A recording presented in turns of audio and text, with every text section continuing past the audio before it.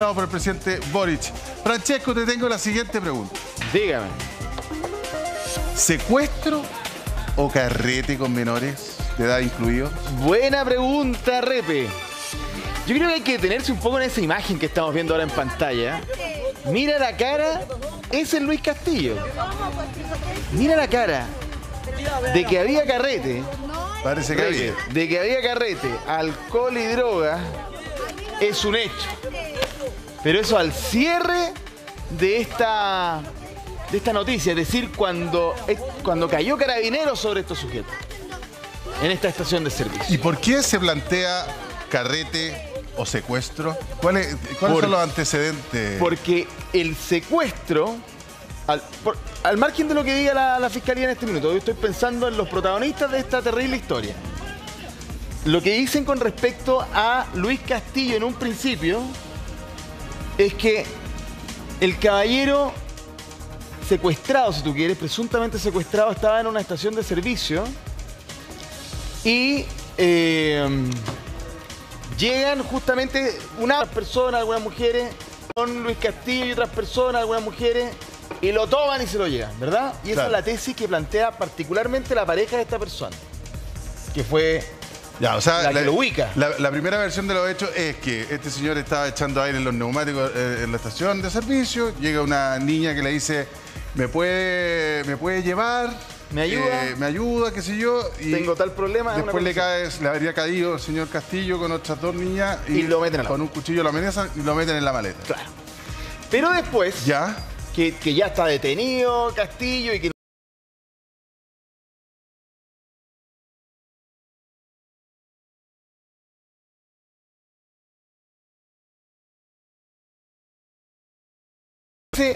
Otra mujer que no estaba allí, pero que tiene una relación familiar.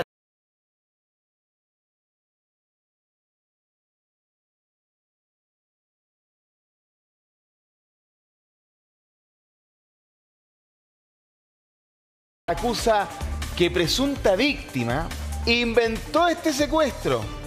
Ya. Que no hay cosa parecida aquí a un secuestro.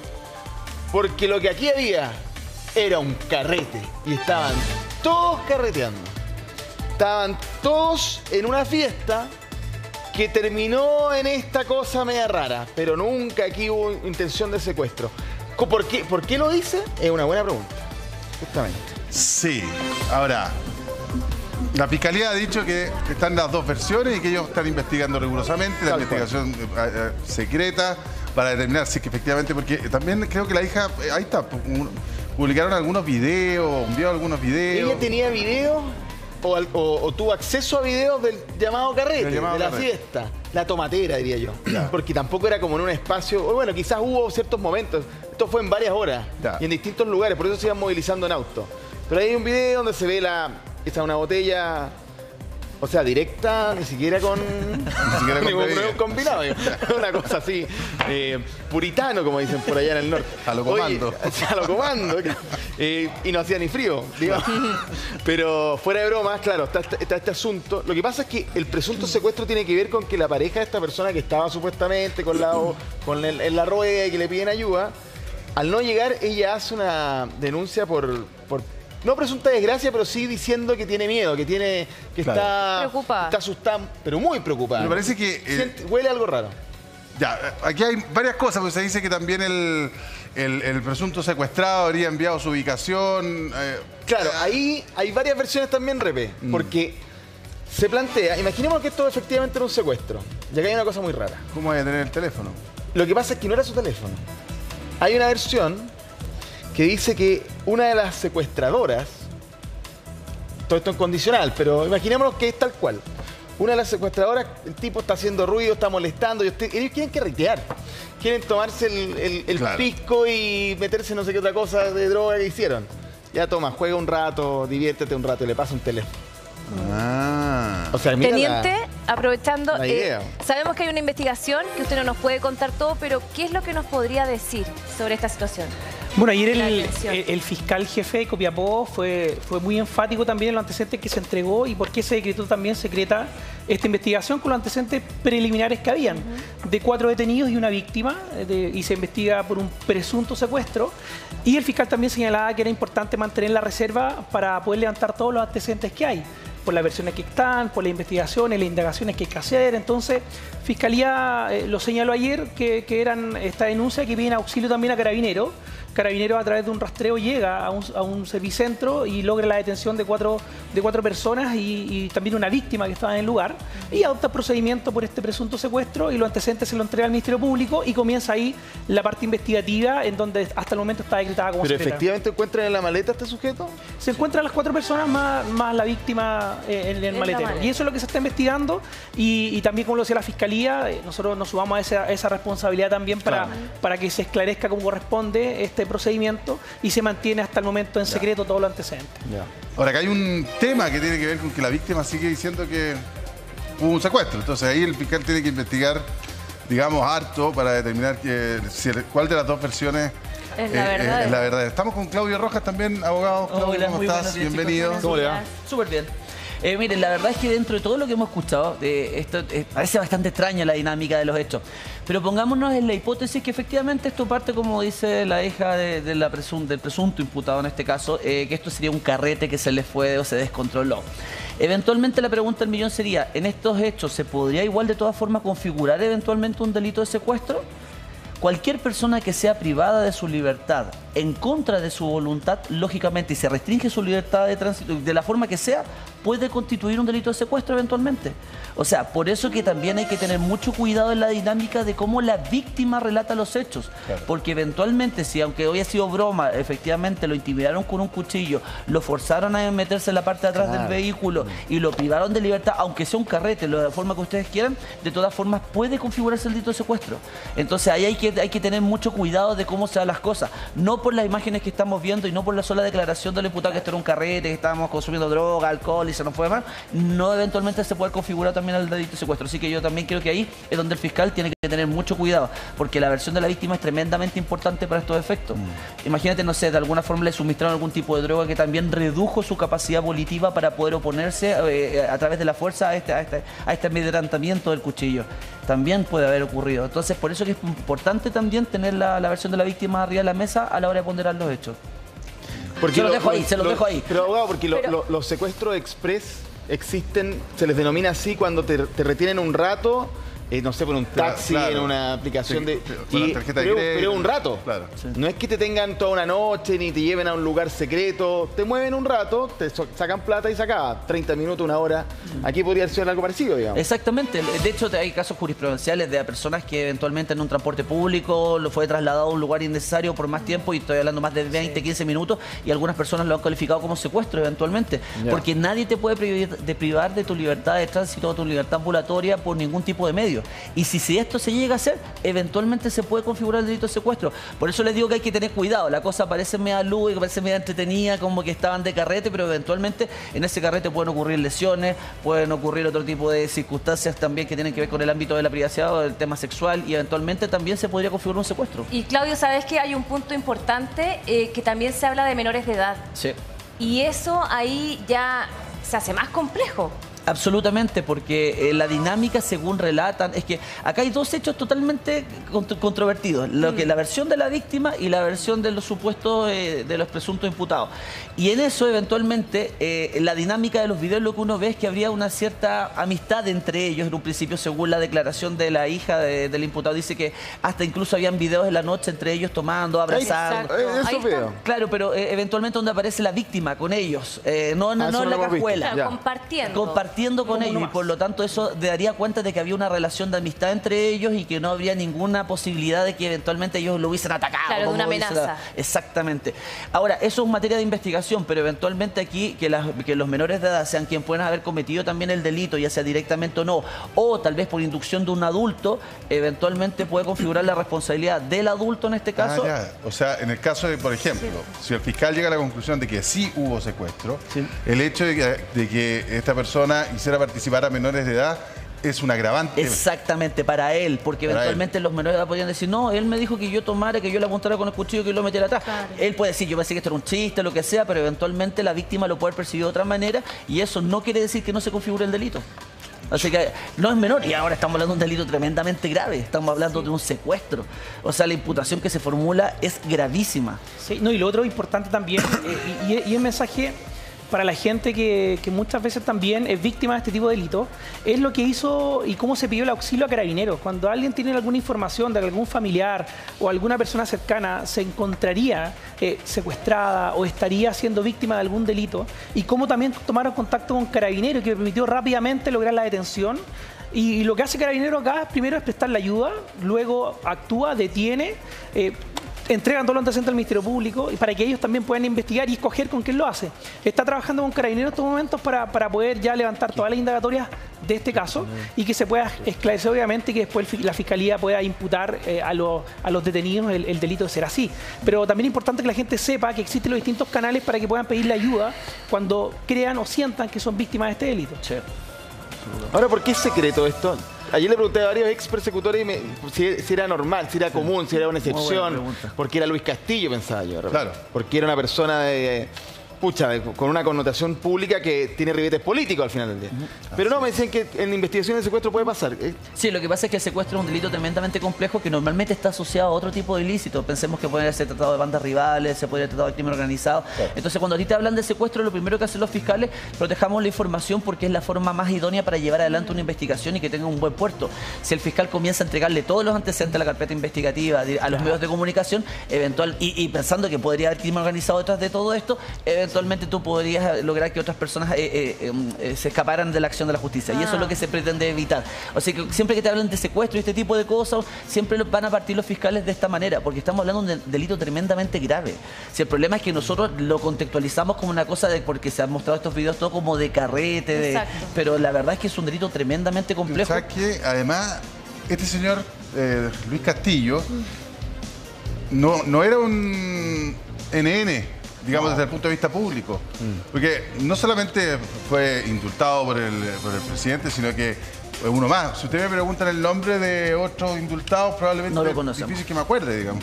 Pero este señor sí, la gente estaba inconsciente porque tiene un historial bastante nutrido. O sea, tiene no solamente un historial policial, sino que un historial penal. Sí, historial de condenas. Dos cosas distintas, digamos. Claro. O sea, no es que lo hayan detenido muchas veces nomás, sino que también ha tenido condenas. Exactamente. Para ser mucho más simple, ¿tenemos cómo revisar el historial, Francesco? El historial sí lo tenemos acá. El prontuario, claro, de las condenas, porque ojo, detenciones, decenas de decenas.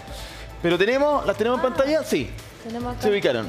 No, esto es otra cosa, lo vamos a mostrar inmediatamente, pero miren lo siguiente. Las condenas que era lo que preguntaba el repe.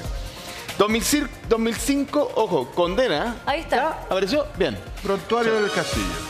El caballero Luis Castillo aquí en pantalla. 2005, hurto simple. Condena. Sí. Insisto, no investigación, no vamos a ver qué pasa, condena. 2006, lesiones menos graves. 2007, robo. Eso es complejo. De todo lo que estamos viendo ahí, un delito de robo es tremendamente complejo. Es peor. Después nos explica la diferencia. Pero mira, sigue. 10 años después. 10 años después, hurto simple. Y 2019 al 20, desórdenes, daño, saqueos. Saqueo, para mí es la palabra más compleja de esta parte. Robo y maltrato de obra a Carabineros, que es básicamente enfrentarse y dañar a las personas que son los policías de Chile en el estallido social, la revuelta, como dice él, la rebelión social, la llama él en su carta al presidente solicitando indulto. ¿Y qué condenas ha recibido? Una condena pagó una multa por el hurto simple, ¿no es cierto? Una pena luego sustituida a 60 días de cárcel por el mismo delito. Una pena de 21 días de prisión nocturna por el delito de lesiones menos graves, esto es el 2006. Pero tuvo, como decías tú, Claudio, en el delito de robo, que es el más gravoso, una pena de 10 años de cárcel por 2 robos con violencia e intimidación en grado de tentativo de julio de 2007. Después tuvo una pena de 61 días de prisión por un robo con sorpresa en grado de frustrado en octubre de 2017. Una condena de 10 años. 10 Yo no sé si la habrá esos 10 cumplido años. los 10 años. Sí, no, seguramente cumplió solamente la mitad de la condena y obtuvo algún tipo de beneficio, pero aún así estamos hablando de una persona que tiene un prontuario criminal importantísimo. Ojo, que esto, como muy bien explicaba, eran solamente las condenas. Si tú analizas el sistema de las pasadas que tiene, o sea, en definitiva, de todos los problemas que ha tenido en el sistema, que no ha sido condenado, de todos los delitos a los que se ha visto involucrado, no te da, había que hacerle con el scroll con el mouse porque había que bajar, de verdad, tenía como 30 y tantas pasadas por el sistema, de cosas que donde eventualmente, o algunos delitos donde no se le pudo condenar, pero que sí fue investigado y que eventualmente también fue formalizado, pero no condenado. Claro, pero esto da cuenta de por qué su nombre generó tanto ruido cuando entró en la lista de los Absolutamente. imputados. Y de hecho... Reportaje Tele 13. Exactamente. En ese momento. Reportaje de Por la Tele 13 declaración del pues. presidente, que decían que estas personas no eran delincuentes, sino que habían sido simplemente individuos que salieron a protestarse de forma pacífica y se vieron involucrados en hechos tal vez de violencia y que eventualmente habían sido capturados de forma innecesaria. Pero cuando tú dices no son delincuentes... Sin el debido proceso. Exactamente, y presentas este prontuario policial... Y además que en el proceso de indulto, Gendarmería, que es una institución especializada en estos temas, hizo una recomendación. Claro, y Francesco, ¿qué decía ese informe de Gendarmería? Déjame suspirar para que... Porque mira lo que dice. A ver, vamos. Lo vamos a mostrar acá en pantalla también para que los que nos ven lo vean. Pero básicamente este es un informe que siempre se hace frente a todo tipo de petición de beneficios, claro, o en este caso de indulto presidencial. Informe de Gendarmería de Luis Castillo, conclusión: el solicitante no es acreedor a la gracia, este es el lenguaje que se utiliza en estos términos, de indulto. Fundamentos: se evidencian, y nosotros lo destacamos, rasgos de trastorno narcisista, que esto es clave en toda evaluación también de la personalidad con respecto a temas judiciales. Sí. De la personalidad con rasgos antisociales, los cuales están determinados por sentimientos de grandeza, narcisismo, sentimientos de grandeza. Riesgo de reincidencia. Ahí está. Lo dice claramente. Carece de empatía y comportamiento arrogante, junto con un amplio historial delictual asociado a su patrón, a su amplio historial, ¿no? Un patrón antisocial. Bueno, ¿cuál es el riesgo de reincidencia justamente? Riesgo de reincidencia. Muy alto. ¿Cómo lo podríamos catalogar esto en probabilidades? O sea, ¿qué es muy alto? Es prácticamente que es obvio, ¿no? Muy alto. Demandada trato especial por consideraciones de preso político. Yo les leí ayer la carta que él le dijo al presidente Michel, y te doy el pase, que él planteaba que él era se reveló socialmente y que incluso, y esto lo encontré muy caradura, que él había luchado por el gobierno de Gabriel Boric cuando ni siquiera era candidato ni en 2 años. O sea, bueno. Claudio, y tú como abogado, ¿qué dices de este informe? Lo que pasa es que nos ha pasado también, recordemos el caso de Ámbar, Hugo Bravo, ¿se acuerdan? Que también había un informe muy parecido respecto a la libertad condicional cuando llega a la Comisión de Libertad, que Gendarmería es una pega muy buena. Los psicólogos de Gendarmería de verdad son excelentes y los tipos trabajan muy bien y generan perfiles muy adecuados. Y cuando la persona técnicamente te está diciendo, desde el punto de vista científico, no creo que esta persona deba merecer este beneficio por esto otro, y te dice, es muy posible de que vuelva a reincidir, lógicamente tú como autoridad deberías tener ese informe técnico a la mano y decir, no, sabes que aquí no se puede, de verdad aquí no, porque hay una alta peligrosidad de que eventualmente vuelva a dañar a la sociedad nuevamente este individuo. Ahí es donde todos decimos, bien, debería haber sido de esta manera, pero bueno, ya sabemos la realidad de que estos informes no son considerados, eventualmente no son tomados en consideración para los efectos de poder conceder esta medida. Y ojo que también ha ocurrido a nivel de cortes de apelaciones, no a nivel solamente del presidente. Así que, exacto, la autoridad parece por ley no obliga al magistrado o al presidente. No es vinculante. Exacto, pero eso significa que no está obligado a considerar, a decir, esto es lo que vale. Exactamente. Vale más mi opinión. Exactamente. Tú eres el que define en definitiva si das o no das el beneficio, pero tienes el antecedente técnico que es una recomendación de Gendarmería. Ahora, esa recomendación por ley debería ser vinculante, lógicamente. Claro, y además que es clarita. Ahora, ya, pensemos en la situación que hay hoy día, con lo que pasó con Luis Castillo hoy día.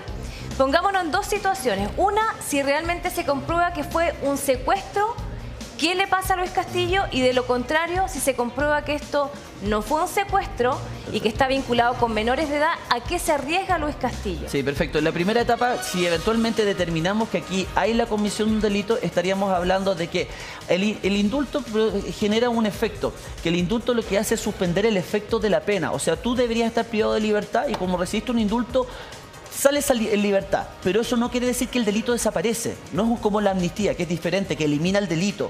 Aquí el delito sigue existiendo. Para todos los efectos legales tú eres un condenado por ese delito. Otra cosa es que no estás cumpliendo la pena adentro. ¿Qué efecto tiene eso desde el punto de vista legal? Que eventualmente en la comisión de un nuevo delito, en este caso un eventual delito de secuestro, tú vas a tener que hacerte responsable del delito, de la pena pasada, de la pena pasada y además de la nueva, de la que ahora estás arriesgando, que en este caso sería eventualmente el delito de secuestro y eventualmente con todas las agravantes anteriores, más aún con la utilización de personas menores de edad. Entonces, ahora sí que sería bastante complejo, bastante difícil que tuviese tener una pena. ¿Cuántos años podrían pedir por eso? Yo creo que eventualmente estás hablando de una pena que puede ser tranquilamente los 10 o 15, hasta los 15 años de privación de libertad. Si es que hay más un secuestro, más lo anterior, que lo anterior también va a actuar como un agravante para el nuevo delito, porque estabas cumpliendo con un beneficio. O sea, cuando él quiera decir, no, es que yo necesito, yo quiero cumplir con esto un arresto domiciliario, te van a decir, no, o sea, tú tienes que irte a la cárcel. Usted se tenía que portar bien, usted se portó mal. Exactamente, usted estaba gozando un beneficio y ahora usted mismo lo ha perdido por volver a cometer un nuevo delito. Entonces usted se me va para adentro y se me queda bien tranquilito adentro. Eso va a ser el efecto que va a tener en la práctica. Y el delito que se le imputa es tremendamente grave si estamos hablando de un secuestro. No es un delito de lesiones, no es un manejo del estado de ebriedad, no es desórdenes públicos. El delito de secuestro tiene una pena altísima y ahí es donde está el problema. Según lo que también trascendió es que la víctima habría contactado a su señora y con mucho temor le habría dicho que eventualmente habría sido intimidado, todo. O sea, la versión de la víctima y de su núcleo es bastante también fuerte frente a cómo lo presenta. Entonces, a ver, tu olfato. Tu olfato, Claudio. O sea, sabemos que aquí no podemos tener, no tenemos los antecedentes absolutos. Exacto. Obvio. Pero con lo que has podido leer, con lo que se sabe de esta historia, cómo fue la detención, cómo fue el carrete previo, digamos, ¿qué te huele a ti? A ver, si esto fuese simplemente sacando a Luis Castillo de esto, eventualmente un fiscal dice, formalizo y investigo, no me complico la vida. Esto es un tema súper simple, veamos qué antecedentes tienen las víctimas para quitar el secuestro, qué elementos de prueba tienen las personas para poder acreditar que aquí solamente fue un carrete que se les fue de madre. Pero cuando aquí tú tienes a altas autoridades de gobierno diciendo que primero debe determinarse si efectivamente cuál de las versiones, y estás hablando de la vocera de gobierno, estás hablando de autoridades, pues lógicamente eso hace que el fiscal frene de mano y diga, a ver, veamos qué está pasando aquí. Porque si lo formalizo este individuo, esto tiene una repercusión política muy fuerte. Si no lo formalizo, eventualmente esto también da una señal a la ciudadanía de que, en definitiva, el indulto tal vez no hubo ningún problema, esto simplemente fue un error. Ya, pero acá hay un tema de plazos, sí. Porque si no lo formalizan, lo tienen que dejar en libertad. Lo dejan libre. Que dejar libre. Exactamente. No, 48 horas, la formalización eventualmente tiene que ser a más tardar, tengo entendido que lo van a hacer hoy día. Hoy día es el último plazo. Exactamente, hoy día tiene que pasarlo. Hoy día se tiene que cortar el queque, pero ese es el problema que hay en este caso. Si ustedes me preguntan, caso común y corriente, lo formalizan, no habría ningún problema. Claro, pero en este caso, con esta presión política y mediática que existe respecto de esto, si el fiscal no tiene la cosa muy cuajada, no tiene las pruebas muy bien asentadas, yo creo que eventualmente incluso puede que no formalice, que lo deje en libertad. Va a depender netamente de las pruebas que vaya a tener. O sea, hoy día podríamos efectivamente ver a Luis Castillo, yo me imagino que si lo formalizan, va a quedar en prisión preventiva por la gravedad. Absolutamente, absolutamente. Entonces, hoy día tenemos a Luis Castillo en prisión preventiva o caminando por la calle. Son los dos extremos, son los... Claro. Sí, que hubiese...